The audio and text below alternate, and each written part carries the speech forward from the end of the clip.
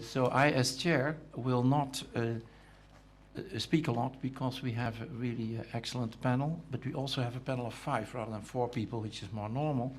So we want to economize the time. That means the chairman should shut up most of the time. That's the best economizing. And the various experts and people who are, let's say, in power or in positions of influence should take the floor. All the guests in this panel have enormous experience in EU-Japan relations in various ways.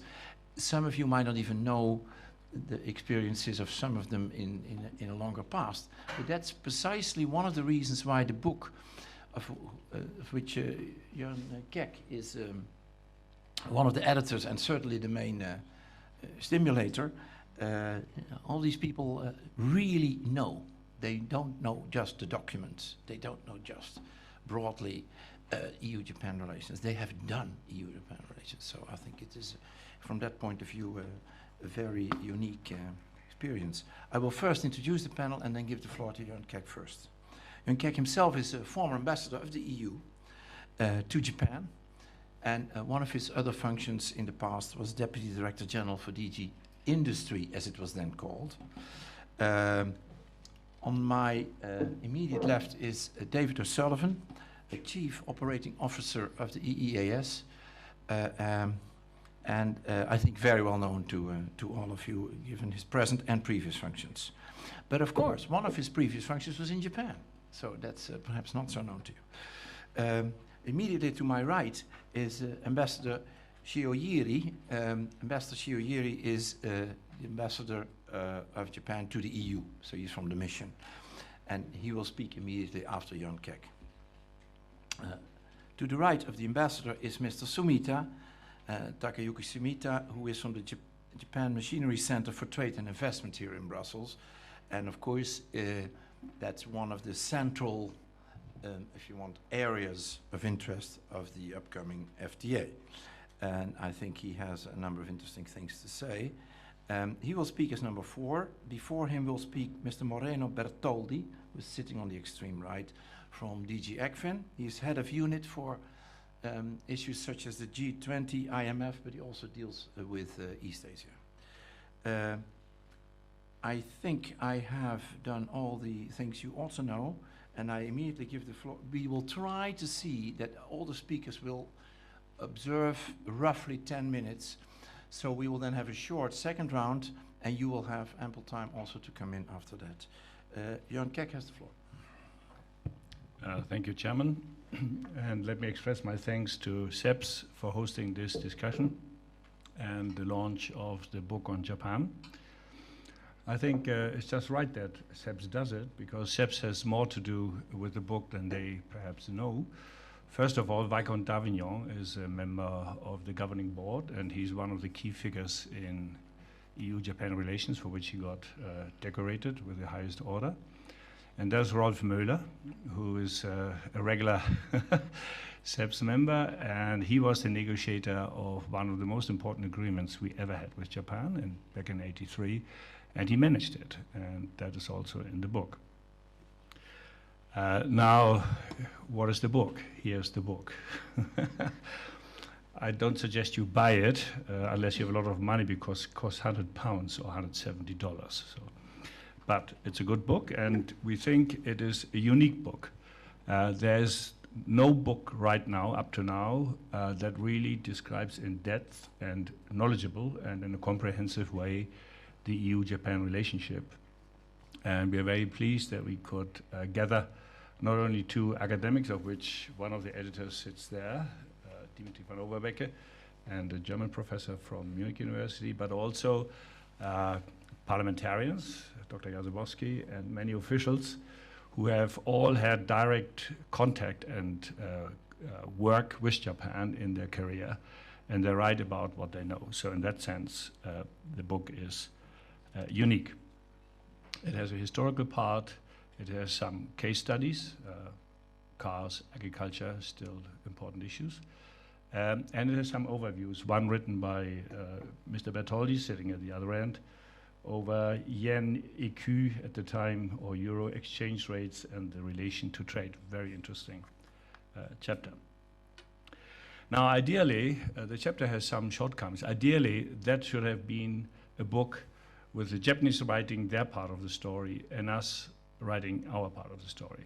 Now, we did some soundings in the beginning. It was kind of difficult.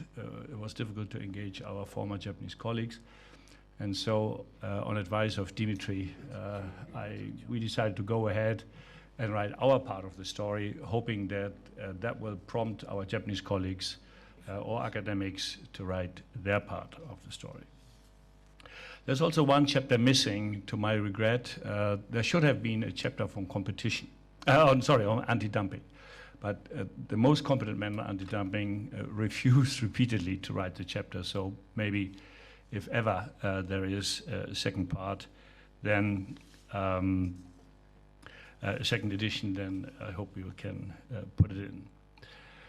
Therefore, it remains an account, all in all, of the European side, but we hope that at one stage the other side of the story. Now I turn now to the lessons from the book, lessons from the past. And it shows that we have gone with Japan through different waves. We had times of a very combative approach towards Japan and market access and changing the structure, which culminated in about 82, 83, when we went before the GATT. There was a much more conciliatory approach, which started about 88, 89, led to the Hague Declaration in 91, I'm sorry, and then to the 10 years action plan, which ended in 2010. One has to say, on hindsight, reading the book and all the chapters written by my colleagues, that neither approach worked well. But that fate we share with the Americans. The Americans also had periods where they were very combative, and there are periods where they were very conciliatory, more than we, particularly in the 80s, and it didn't work neither. And that brings me to the US angle, because that is one important aspect that goes through the whole book. It is always, the EU always had to see how Japan managed its relationship with the United States, because the United States always had preference. And we were always in a permanent disadvantage when it came to market access, getting access to government procurement and similar things. Now, Japan is now putting together a Trans-Pacific agreement, and at the same time, they're negotiating with us an FTA. What will that be? Will that mean that, again, what Japan negotiates with the United States will be the template for what we have to negotiate with Japan, or how will that work out? So that's one of the questions which arises from seeing the patterns of the past. Now, more specifically, on trade investment economics. The pattern which shows up from the contribution in the book is pretty clear. The things that really have worked were fully negotiated, detailed agreements with a precise management structure. I mentioned Rolf Möhler's 83 VRA, which he managed. It was a hard slog. You can read it in the book. It was not easy, but it worked in the end. And as a byproduct, it led to improved industrial cooperation and investment of Japan in Europe. So that, whatever its limitations, is a success story. There's a similar one, the elements of consensus, which was an agreement of restraining Japanese car imports into the European Union over 7 years. Again, the elements of consensus were a success story. They had to be managed, and they were managed very precisely and not without discussion, but they were a success story, and everybody is satisfied with the results. Now, and that brings me to one interesting aspect. If you look at these two agreements, Japan's template for negotiating commitments or longer-term agreements was to negotiate a binding framework which stretched over a number of years. For instance, the elements of consensus were negotiated in 91 already, entered into force 93, and led until 2000, over 7 years. But anything that had to do with details numbers and anything related to the specific commitments were only done on an annual basis. Now, since like Rolf, I spent more of my time on negotiating than on Japan. I find this very attractive as a negotiator, a very attractive template. And I think, I cannot speak for others, I'm an old man, it seems to me a useful approach also for a very important FTA. There has never been an FTA of this dimension, Japan and the European Union. And we enter uncharted waters. So why are you making commitments where you don't know where you go? And therefore, I thought the template of having a solid framework and adjusting of numbers and other commitments over time, the balance is always right. A very attractive proposition. Now, what also worked up to a point were targeted market access negotiations. They were about access procedures, they were about standards and small things. They never changed the balance of relationship, but for business on the ground or trying to export to Japan, they can mean, and they meant millions or even billions. And the Americans have been very good at that. What not worked, and I come now to the negative side, are general pledges of regulatory reform. Neither the regulatory reform dialogue, who goes in his 9th or 10th year, nor the mutual recognition agreement of 2002, which took 7 years to negotiate, were a great success. The most unsatisfactory part were Japanese pledges for wholesale structural changes of the economy. It started back in 1984 with Okita, Maeda, and others. There have been a 30 years long-term vision. There have been new economic growth plans by the Japanese government. None of them, when it comes to structural change, has worked out up to the date. Now, the troublesome question is, will Japanese be able to change in future its structure to make its economy more open? It hasn't happened when Japan was at its best in the 1980s. Now, despite Abenomics, Japan's economy is not launched yet on a real growth path, I would submit. And therefore, the question is, will it be possible then, when people are much more careful? And basically, that brings me to one more question, that if people claim there will be change, I think one should identify the factors which will bring the change, and we have to know which are the factors, or I at least would like to know. I come to cooperation, then I stop before Jacques stops me. I think cooperation is the right path. I looked at the Korean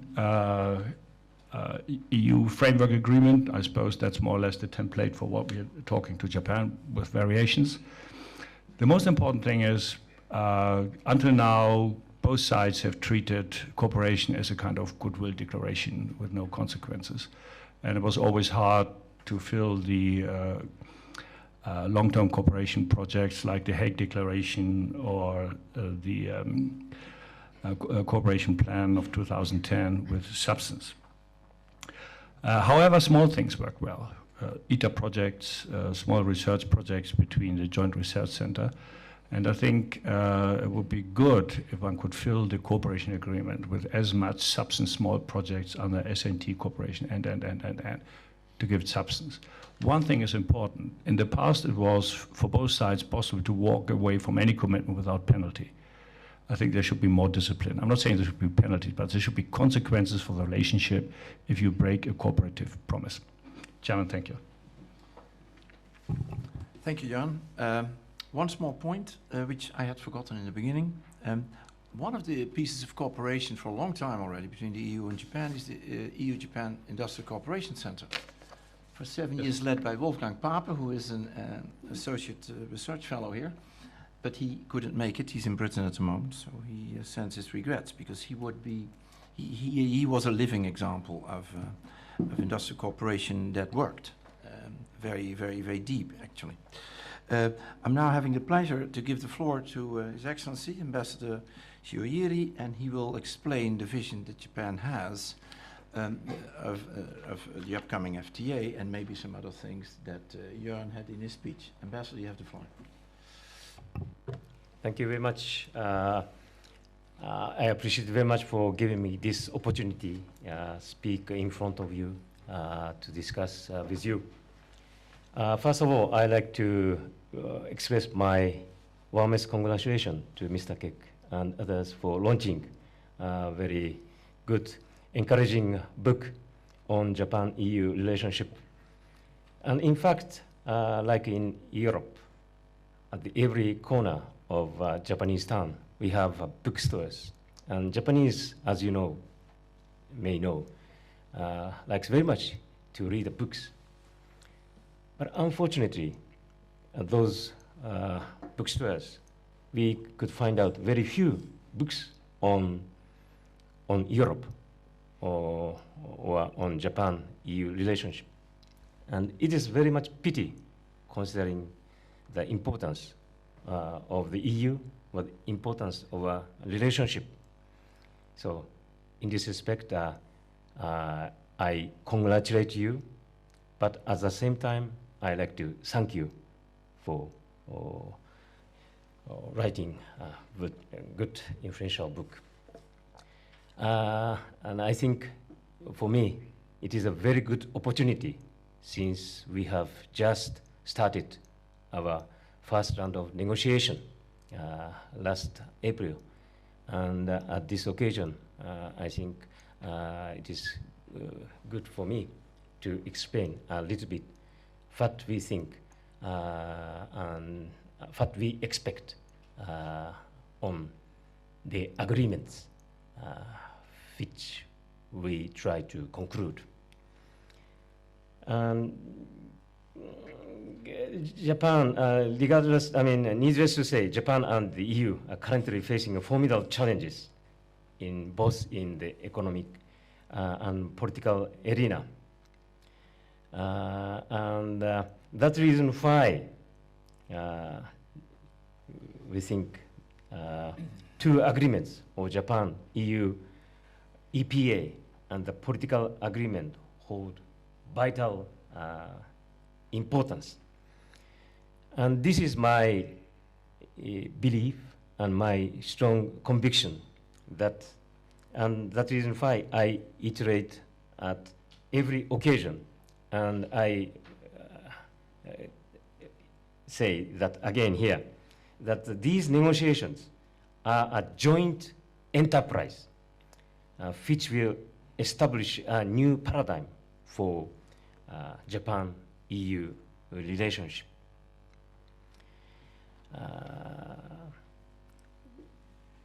I myself, I stationed here 30 years ago.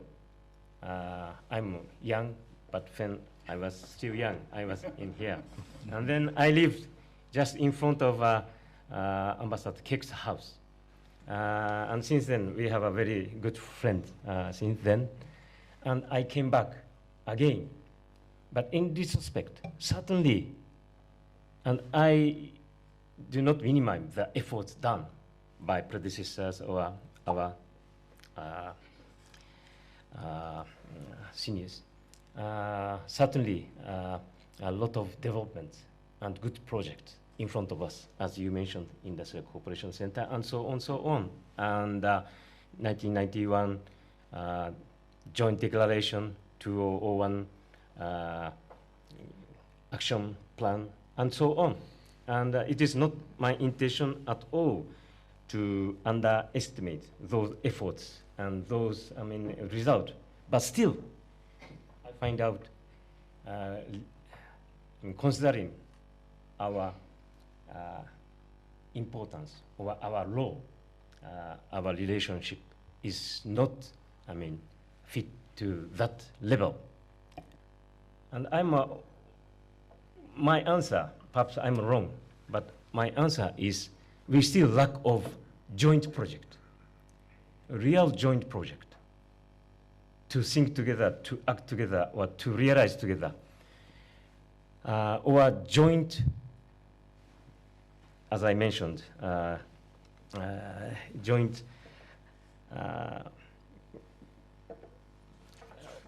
project. And between Japan and US, perhaps we could compare. It's, I mean, based upon our history. We have alliance relations and very concrete and very visible to the people, those, I mean, joint enterprise we have. But with the EU, my thought is we don't have that kind of visible joint enterprise visible to the people or to the citizens. Perhaps to us, to government officials, we have. But that's, I think, we lack.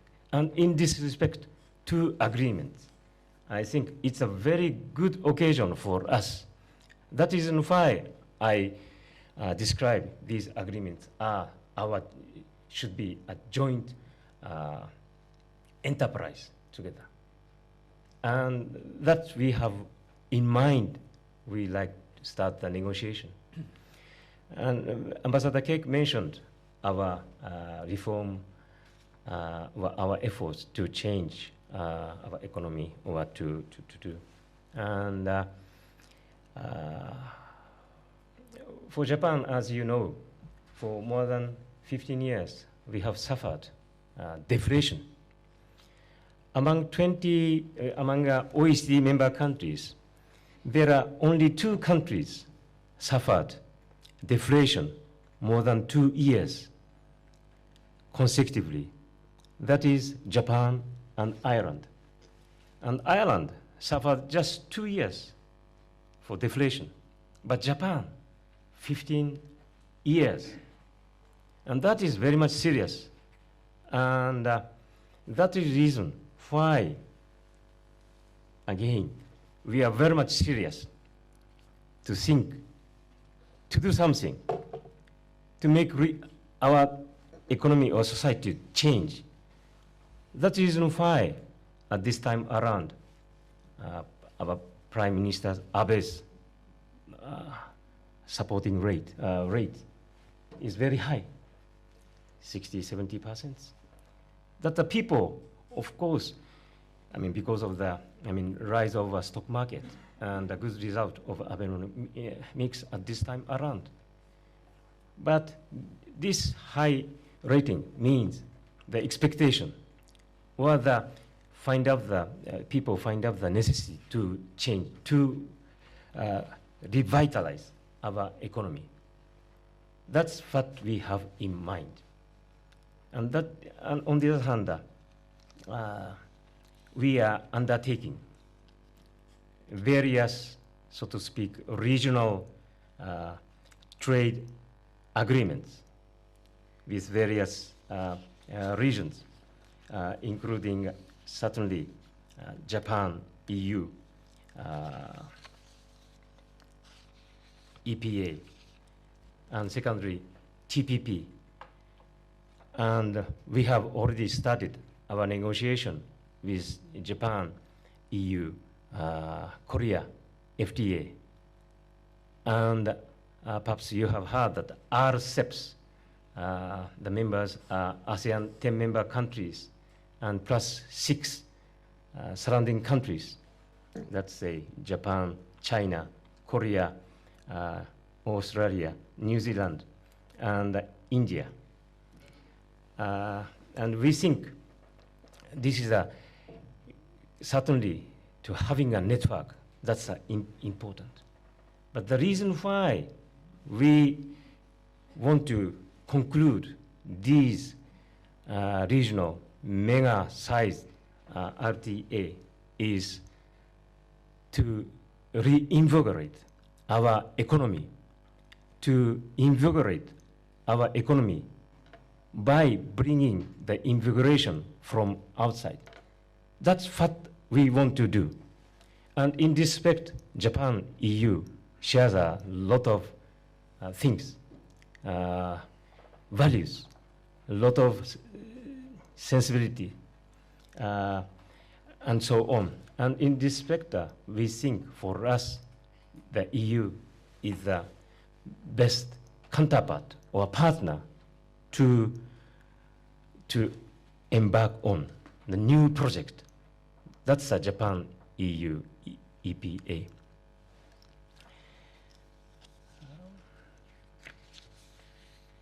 I prepared my speech, but since yeah, I thought it is much more appropriate to speak with my own words, so rather I'll speak. I want to answer to your question, but one point I want to stress is certainly we can conclude the agreement, and certainly we can conclude a good Japan-EU ambitious EPA. But for me, or for us, that is not satisfactory answer. The speed is much more important. Why? Because we are facing huge challenges. And if we could not finish our work in reasonable way or reasonable time of period, then the bus gone. That's we do not want to have that kind of situation. And secondly, I'd like to mention again, we want to make this Japan-EU EPA as a Japan-EU joint enterprise. And certainly we appreciate very much those our seniors' advice and suggestions. And it will be a great help for us. But at the same time, since EPA is a tool to invigorate both Japan and EU economy, and this is a just tool, and the users are industry people, industry or business people or citizens. So in this respect, this kind of occasion is very important. We need your input, your support, your advice, and your involvement. And we have a very good communication or dialogue between our Japan-EU business industry dialogue. But comparing Japan-EU dialogue with EU-US or Japan-US, sometimes next door's green is look greener, but frankly speaking to me, we need much more efforts to have much more closer dialogue than before. And I think again, to change the paradigm, to change the gear, we want to take advantage of this occasion. That's my message. Thank you very much. Thank you, Ambassador. Later I might have a question, but we will first go through the list of our speakers. More questions may come up. So the floor is now to Mr. Moreno Bertoldi. Thank you, Mr. Chairman. Since only 10 minutes, I will address only 2 questions. The first one is the one that is the title of the chapter I wrote in the book. It is 40 years of EU-Japan economic relations, were they driven by trade and exchange rate concerns? And the second question is very similar. Will EU-Japan economic relations in the next year still be driven by trade and exchange rate concerns? And I'll try to devote 5 minutes to each. So the first issue is, were they driven during 40 years by trade and exchange rate concerns, at least from the EU side, because I mean, as Jörn was explaining, I mean, this is a book that has been written by European Commission officials that worked on Japan. And taking the long view, I would say yes. The the relations was driven by trade and exchange rate concern, not exclusively, but mostly. And there was a clear dominance of trade and exchange rate concerns. And that starts from the very beginning. I was checking, I mean, in 1970, our economic relation was almost non-existent. And if you look, export of Japan to Europe were less than $1 billion. Even if you adjust for prices, I mean, it's a very tiny thing. And export to Europe to Japan were about $500 million. If I go back to my childhood, and I think in the 60s, Japanese products, I would have said transistors and Godzilla, the movie, and so on. And that was all. But what happened was that from the beginning, you had this large imbalance. I mean, the trade surplus of Japan was almost and sometimes even higher than the export, European export to Japan. And therefore, you had a sort of issue from the European side to try to rebalance. And on the other, and then that created also the relation that we have seen that in a way the Europeans were pushing and the Japanese were negotiating for a position of strength because they had, I mean, were the surplus countries. And that goes through various periods. And what you see is that, I mean, this dominance continues and they have a cyclical relation. When the deficit, European deficit increases significantly, clearly the European try with 1 or 2 years lag to come and say we have to do more to open the Japanese market or to have less export coming to Europe. And in the situation in which you have the deficit goes down, that the yen appreciates and so on, more emphasis is put on cooperation, or simply sometimes not much happens. I mean, depends on the period. But I mean, let's say the political pressure in any case becomes smaller. And not always this happens for the good reason. I mean, there have been misreading on both sides of what's going on. I mean, a typical example is end of the 80s, Japanese bubble.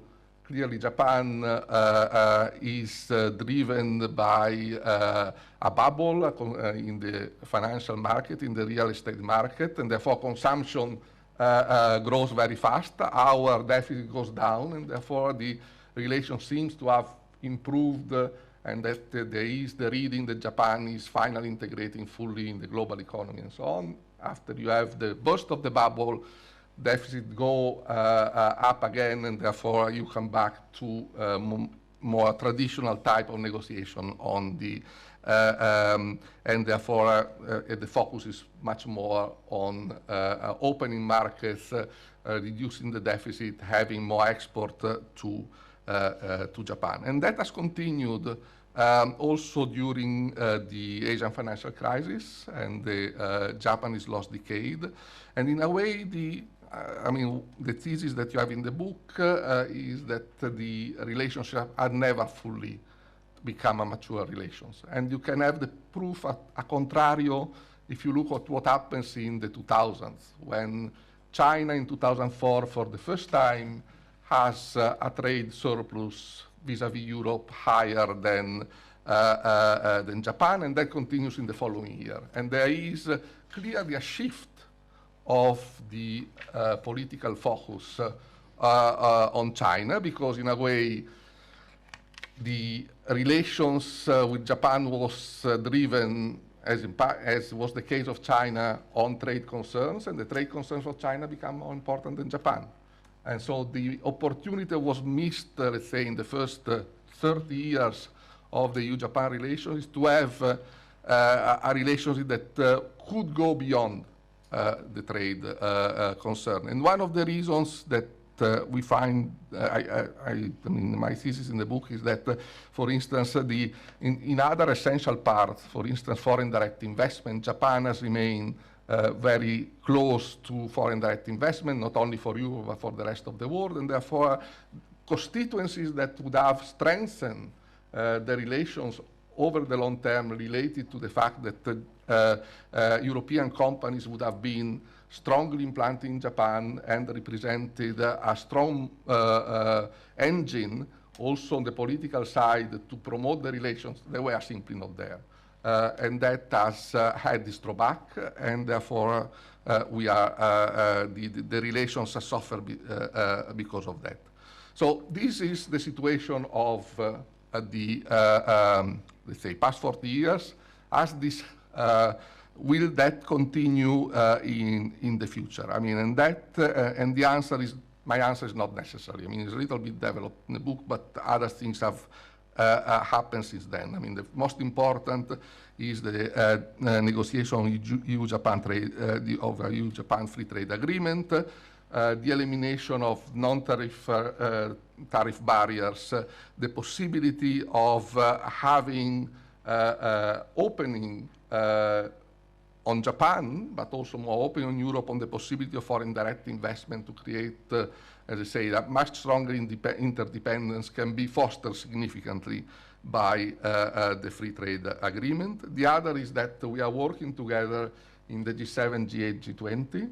I think that Japan has played a very constructive role in macroeconomic terms during the financial crisis and also during the sovereign debt crisis. I mean, Japan has been instrumental last year in increasing the resources of the International Monetary Fund to create firewalls in order to avoid the contagion effects of the sovereign debt crisis to other countries. I mean, initially it was only Europe that was pushing.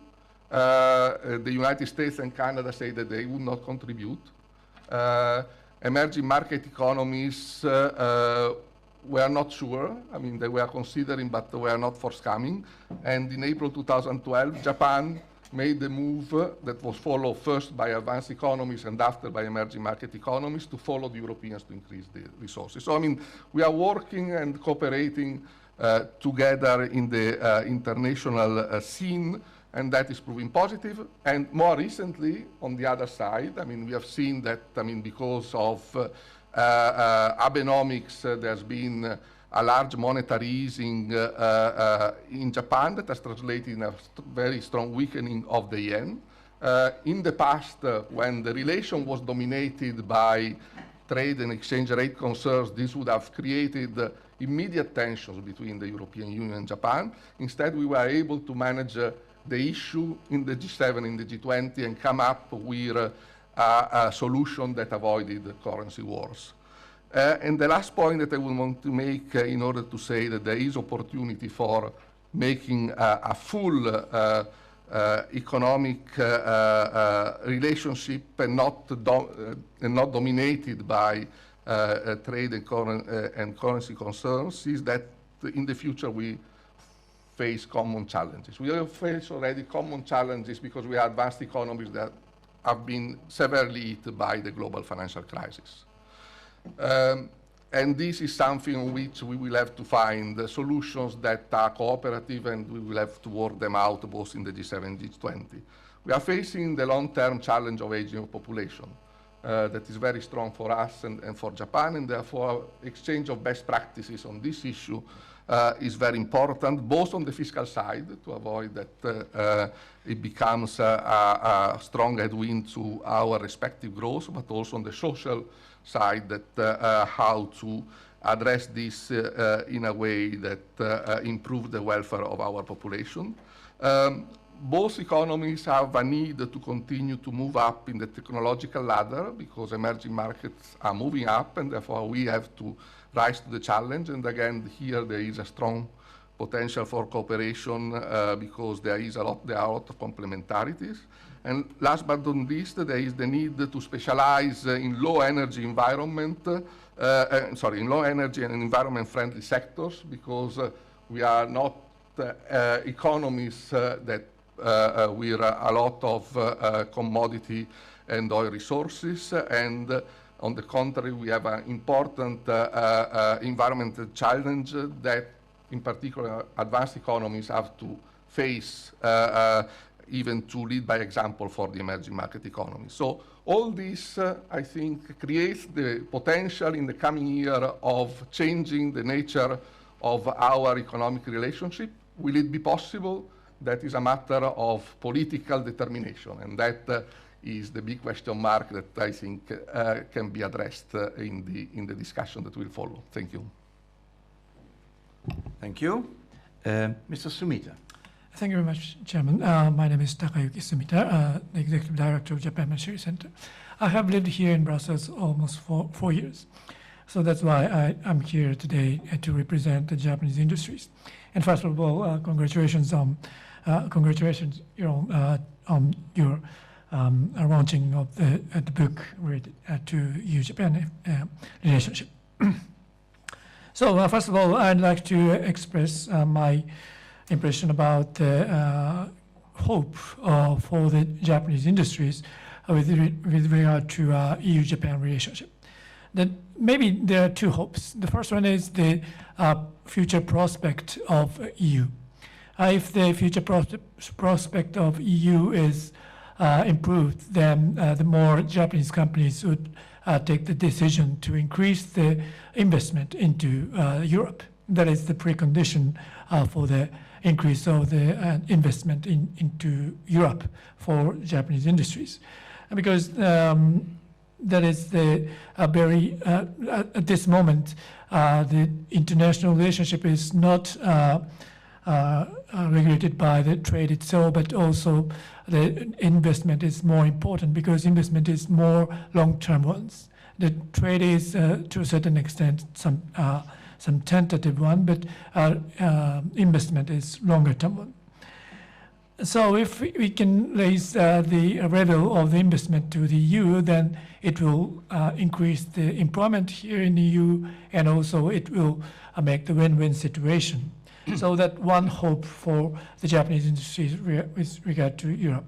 The second hope is the some kind of harmonization of the standard or rules or regulations among the developed countries.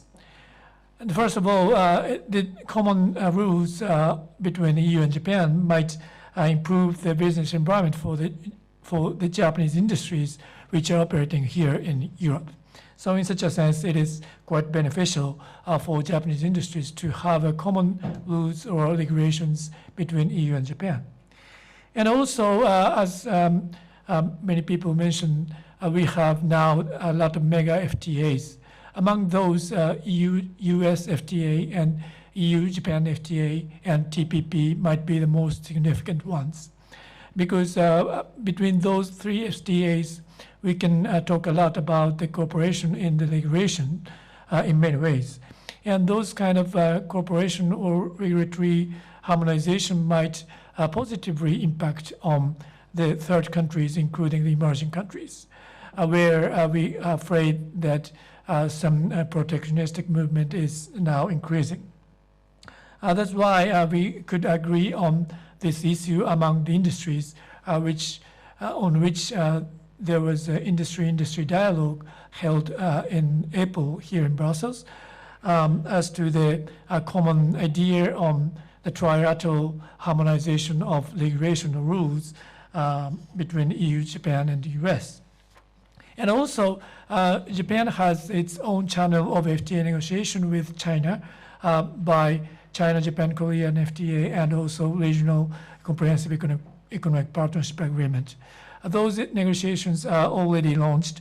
That's why some kind of result between EU and Japan on regulatory reform might be inputted to those negotiations. And those are our hopes on EU-Japan relationship. But at the same time, we have several concerns on EU-Japan relationship. First of all, we have some concerns on the capacity of growth in the future in EU. As you well know, we both are the matured economy, and we are facing the aging issues. And also in the EU, the enlargement of the number of the countries of EU members now stagnating. And also the competitiveness of EU companies are not so fine at this moment, partly because of the shortage of the future investment for innovation. Maybe this kind of hesitance on investing more on innovation might closely related to the very basic conservatism in the continental Europe. And also our concern is some gap of the cost of energy between Europe and the US. So these are the origin of the concerns on the future growth of Europe. But we hope that the FTA, mega FTA, might have a positive impact on the growth capacity of EU. And second concern is that this is again, there's some conservatism on revising the recognition of other countries by European people. In case of Japan, certainly in Japan there are a lot of changes, reforms, or some openness is very clear at this moment. But still, many knowledgeable European people say that Japan is still very closed and the change is very slow in Japan. But maybe if you can visit Japan, then you may be surprised at the speed of the change in Japan. For example, in relation with the EU, the automobile sales in Japan was increased by 15% last year compared with the previous year. And as you know, the total sales of the automobiles here in Europe is decreased by 10% last year. But in Japan, your automobile company have succeeded in a very good manner by increasing its sales by 15%. And secondly, recently the JR East made an open bid on the signaling system, on which the French company was nominated as the final candidate to be elected. This was another very big change. And also in the regulatory reform, we have speeded up the regulatory reform, including the zoning for the auto service factory, and also the beef import issues. And also we enlarged the liquor wholesale license. And also in the automobile sector, Japan automobile manufacturers was agreed on some roadmap to adopt the UNCEC regulation. And also maybe somebody knows that some food additives was allowed during last year. So these changes are very important for being recognized by the European people when they go into the negotiation. And third concern is that some regulation in Europe that is similar to the non-tariff issues for Japanese companies working here in Europe. For example, the several new regulation is now introduced. For example, some regulation of coolant which uses the fluorocarbon for air conditioner, and also some high-speed charging infrastructure for electric vehicle. On those issues, there are now some proposal on modifying the current regulation, which is maybe negatively affect the Japanese industries. Certainly, we can agree on the substance of the regulation itself, but the way of implementing those kind of regulation might be problematic. In some cases, that is a bit discriminatory to protect the European companies. This kind of conservative approach might be the origin of the concern for the Japanese people working here in Europe. And also, as you know, many Japanese companies are totally globalized. Therefore, we have a lot of branches, a lot of bases of manufacturing or managing in Asia or Pacific areas, to which also we have an FTA agreement. That's why we have a lot of choices. Then I hope that Europe will provide us a better business environment or better regulatory condition. Then we can invest more to Europe.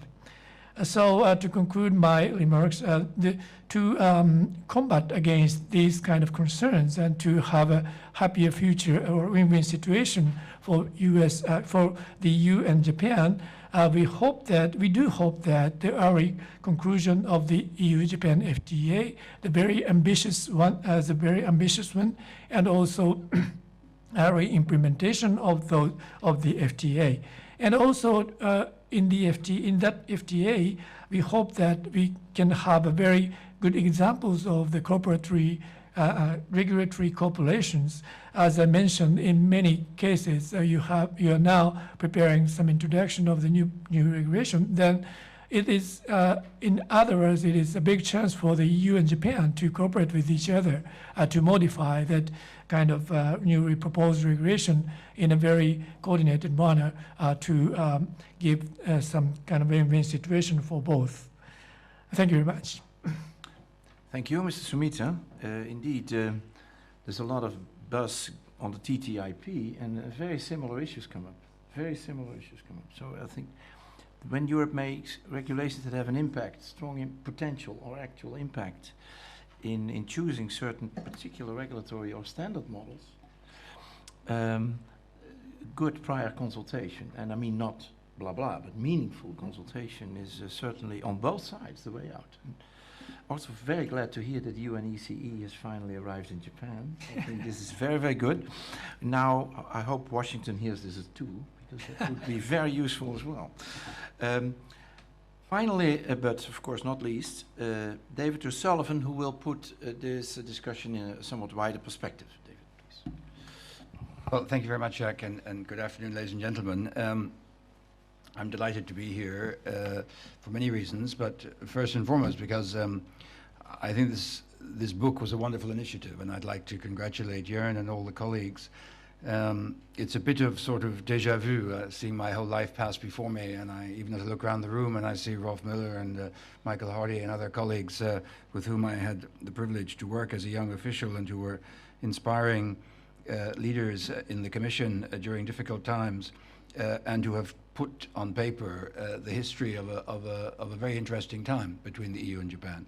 When I was Secretary General of the Commission, I took the initiative to actually commission a history of the Commission for the same reason that Jörn mentioned, because there is a huge amount of knowledge amongst retired officials that risks to be lost if it is not committed to paper. And that initiative resulted in a first volume on the history of the Commission from 56 to 73, and Catherine Day has followed that with a volume 2, which is in hand. So I think a book such as this is fantastic. It's very well written, as you would expect, given the quality of the collaborators. And frankly, I would buy it, so I would recommend. I see a lot of blue book trainees. Maybe they can try and persuade someone to give it to them as a gift. But to those of you from the more corporate world, it would be £80, whatever that is, 93 euros or so, well spent. I think this book deserves to be purchased and to be read, because there's a lot in it. And it's very rich, but I must say it's also very, very readable. What comes out of it, I think you've already picked this up from the panel, the relationship between Japan and the EU, and let's not forget that we say the EU, but it was not even the EU, it was the EEC, it was the EC. The EU bit of that equation has changed dramatically from 1970 to 2012. But it was essentially large periods of benign neglect punctuated by periods of intense engagement driven by economic necessity. I mean, that's basically the story until now. We did not have a sort of ongoing, continuous, deep relationship which occasionally had some trade problems. It was rather that we frankly ignored each other quite a lot, but then discovered we had trade problems which required intense engagement to try to deal with them. And as the ambassador has said, it has been, unfortunately, a rather one-dimensional relationship. It has been a relationship largely driven by the economic and commercial concerns. And when this was an issue, everyone rushed to deal with EU-Japan relations. When the problem calmed down, frankly, we went off to our other relationships with the United States or with other parts of Asia, depending on the period. And I do think and hope that the launching of the twin negotiations this time round can help us build a rather more rounded relationship. But we should not be naive. Even this round of engagement was based on an economic dilemma, which was the conclusion of the Korea Free Trade Agreement, which is what prompted the Japanese side to push for an FTA. And let us be honest, the reaction on the European side was less than completely enthusiastic. But now we are engaged, and I think that we have to seize the opportunity. But it's not going to be easy. Because we know that, and it was very interesting listening to Jörn, and I was also a textile negotiator when he was my boss. He was my boss on several occasions, but at one point he was my boss as a textile negotiator. But the whole nature of trade negotiations has changed very dramatically. If you look at what happened when we developed such a big deficit with China, the whole reaction was quite different because the nature of the supply chain has changed dramatically. It's no longer a simple question of imports bad, exports good. Now it's a question of value added. It's a question of very, very complex international supply chains. Much of the products we were importing from China were actually manufactured in industries owned and invested in by European investors, by European companies. And this is the global trend. So how you, and as Sumita-san has rightly pointed out, this will all be about regulation and investment, these negotiations. Now, in parallel, you have Japan participating in the TPP, and we have the EU engaging with the US on the TTIP, or the TTIP, as I believe our American friends prefer to call it. Yes, they like to, okay. It'll be a tongue twister for the interpreters in some meetings. I was going to suggest that in light of this, perhaps we could hold the negotiations in Geneva, because I believe the WTO has some unused conference facilities that we could benefit from. And we could, of course, invite everybody else to join in, and we could call it a multilateral trade negotiation. Now, that would be an original idea. But joking aside, it is clear that we're going to have to understand the interrelationship between these negotiations.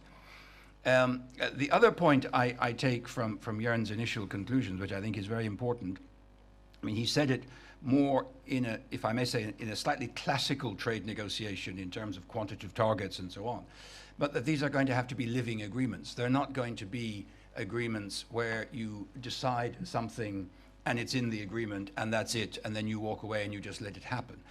Because if it is about investment, if it is about regulatory barriers, these are going to have to be constantly managed and changed, and we're going to have to find ways of dealing with new issues which will arise constantly. So it's as much about a process as it is about a point of arrival. Now, how we're going to manage this is not going to be simple, because we know the issue of sovereignty of regulators and so forth on both sides, whether in Japan, in the US, or in Europe. But I think this undoubtedly is one of the great challenges. So I think the trade negotiation is not going to be simple. On the other hand, I think we all understand, the US from its perspective, Japan from its, and the EU from our particularly difficult situation at the moment, though I remain relatively optimistic about the medium-term prospects for the European economy, but we won't go into that now. We all understand that we need external pressures to drive the change to remain competitive relative to the emerging economies. All our aging economies of the OECD world need to be shaken up a bit in order to compete with the emerging economies. And external forces are one way of driving that change in ways that are perhaps difficult to make the changes purely from a domestic perspective.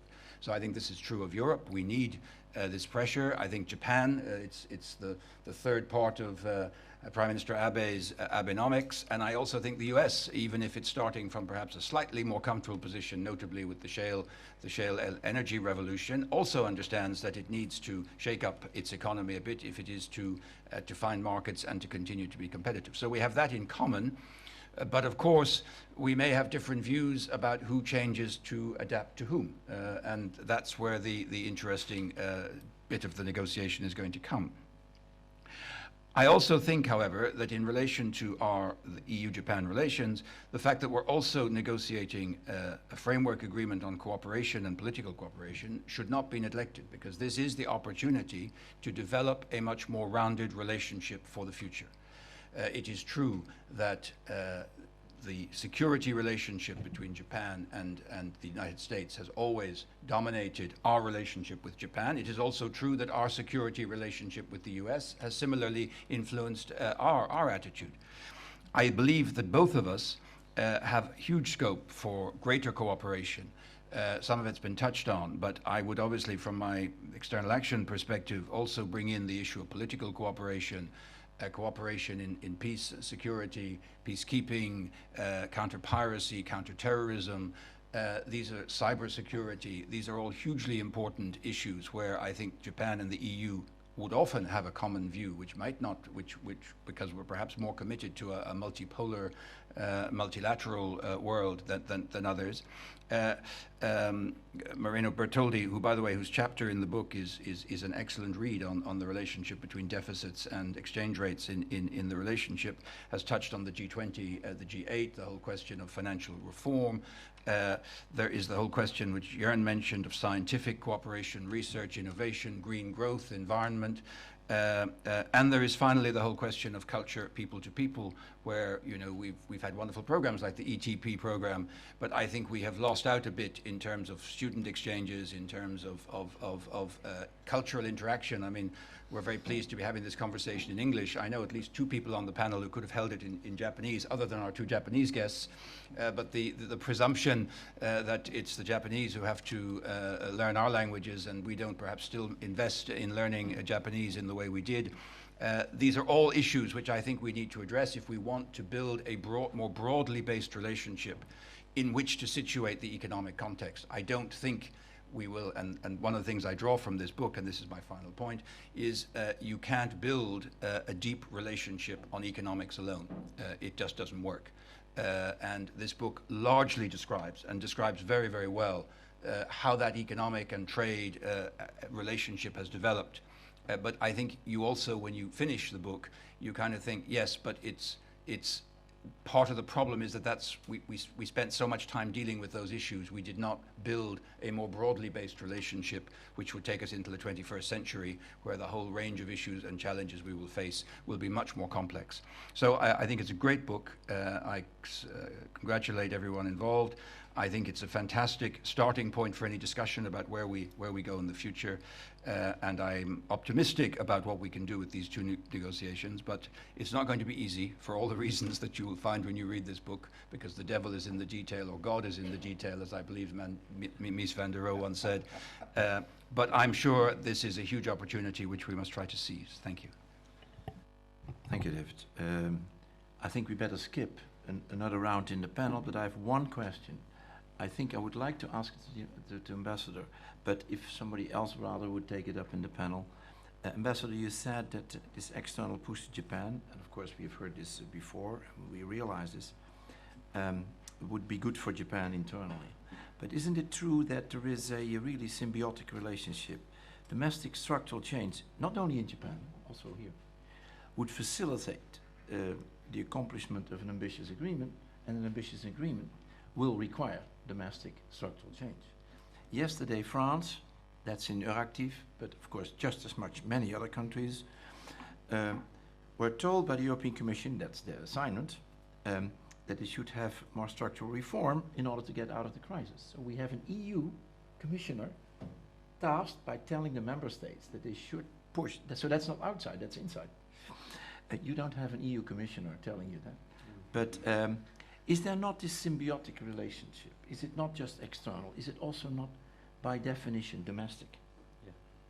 Would you care to say something about this? Yeah, I mean, like EU report mentioned that for EU, the economic growth produced 90% outside of EU. That's your description. 90% of world economic growth from now on, for decades, for 10, 15 years from now on, will be produced outside of EU. And certainly, same thing for Japan. And it is important for us how to take advantage of this outside economic growth. But at the same time, in order to invigorate, to bring those energy from outside, we also make ourselves, receptive for those energy. That's what we want to do. Very good, thank you. You can switch it on. What I would now do is collect questions from or remarks, but the remarks should be short as a good pointed question. So, Constance, who else wants to? Number two. Let me begin with two. Would you, Constance, picking, that is? You're now with the MCHAM. Yes, Chairman. US Chamber. Yeah, MCHAM. So, US Chamber, just. That's the difference between the MCHAM. Okay, we talk about that some other time.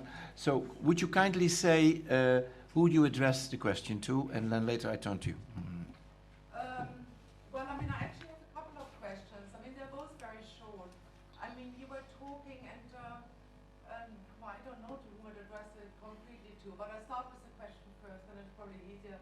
You were talking about this, about the process, I mean, sort of the three-part process, if you want, like this with the TPP and TTIP and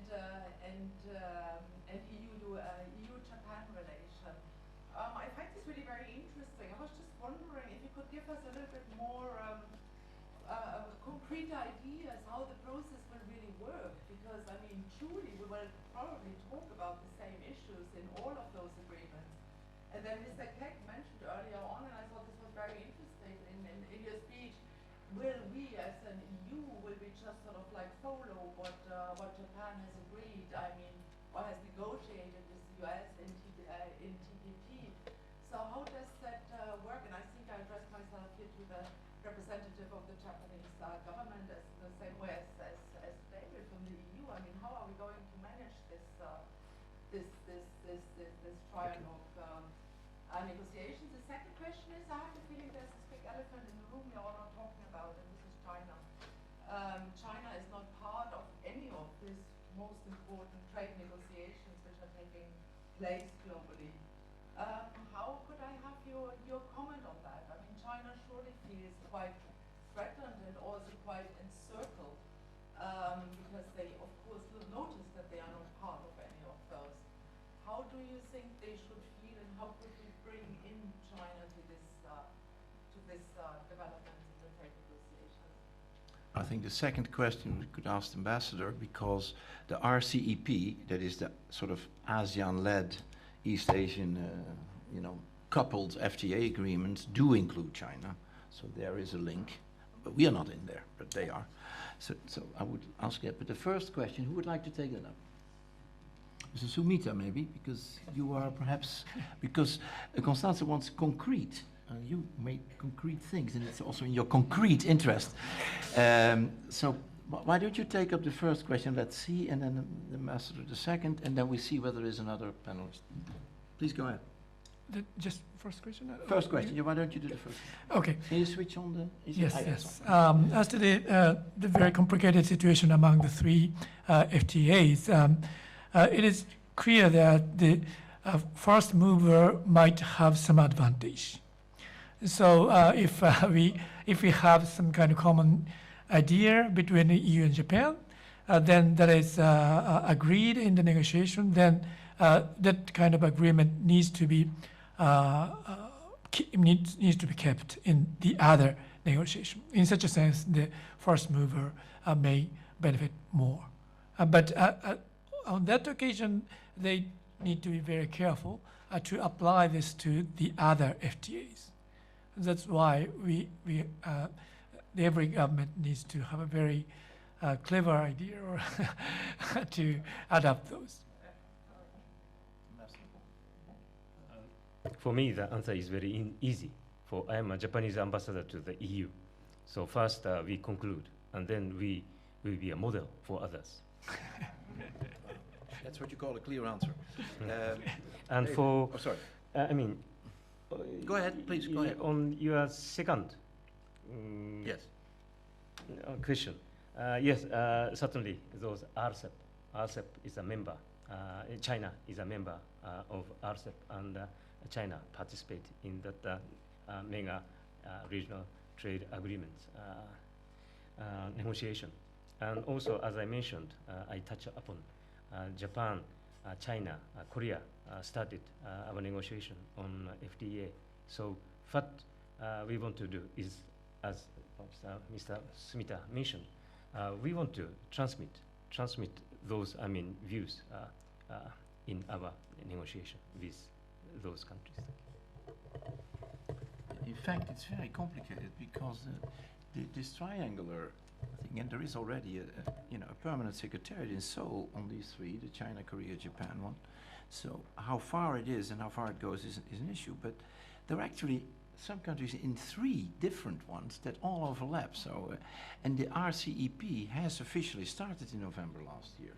So something is cooking there, and Europe, we have always the tendency when it's not US-led, it's not powerful, and you can be very mistaken there, I think. The RCEP may actually be less risky approach than the TPP, which is an extremely ambitious approach. It's very much market-driven, and that may not always be to the liking of all the ones in the rooms. But that's my view. David, you wanted to come in? Well, a lot could be said. I mean, to be very frank, and I've said this publicly, so I'm not saying anything I haven't said on previous occasions. I'm a bit skeptical about the real market opening elements of TPP. I don't know. We're not in it, but whenever I talk to TPP negotiators and I say, listen, what are you really negotiating? The answer is a bit thin, let me put it that way. Now, maybe they're just keeping it all a secret, and when it's unveiled, we will be very impressed, but my impression is that it's not a really ambitious market opening drive. It's more a consolidation of kind of what's there with a little bit of regulatory stuff thrown in, but we will see. It's certainly a more complex negotiation because it is a multilateral negotiation. I think the question of China is certainly there.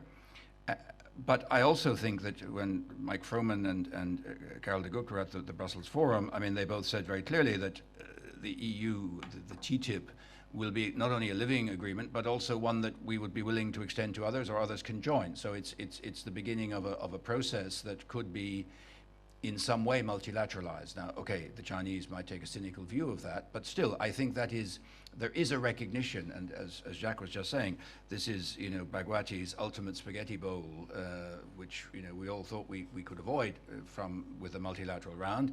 At some point, we are going to have to go back to Geneva and multilateralize this. There's no doubt about it. I'm absolutely convinced of that. I think, just as I'm convinced we have to go down the bilateral road for the moment because that's the only way to get some traction and some momentum, I'm absolutely convinced that my joke about why don't we do it in Geneva, we will in a few years' time be back in Geneva trying to multilateralize a lot of this stuff. So I think that's how it's going to work in the end, because we will all realize that that's the only way in which you can optimize the economic benefits for everyone out of it. But I think it is necessary to have the momentum, and there I think Takayuki-san is right. The people who develop the new ideas first will have a certain advantage in that process, and maybe even a little bit of competition between some of these negotiations might not be a bad thing. No. Yeah, from Volkswagen. Yeah. It's a quick question which I would like to direct to If you Mr. stand up, the others in the back can also hear. Hi. I would like to direct my question to the ambassador, Mr. Shiojiri and Mr. Sullivan. So, Ambassador, you spoke about values that are common between the EU and Japan. Could you just give 3 or 4 examples of these values? And maybe Mr. Sullivan, could you make a complimentary comment on that? Something is missing from your point of view. Thank you. Yeah, I don't need to explain detail, but if you go to Japan, what's in Japan, you can understand well. We appreciate very much the safety, like for the car, the good quality, appreciate the quality, and that is why, your car is well, sold in Japan. Safety and very reliable, and trust, and other values is respect others, people, and responsibility. and observe the rule of law, and punctuality. Or I mean, you respect a lot. I mean, safety and healthy health or environment, and so on, so on. So not just, I mean, we share the fundamental universal values, but those values or things we share. That's my view.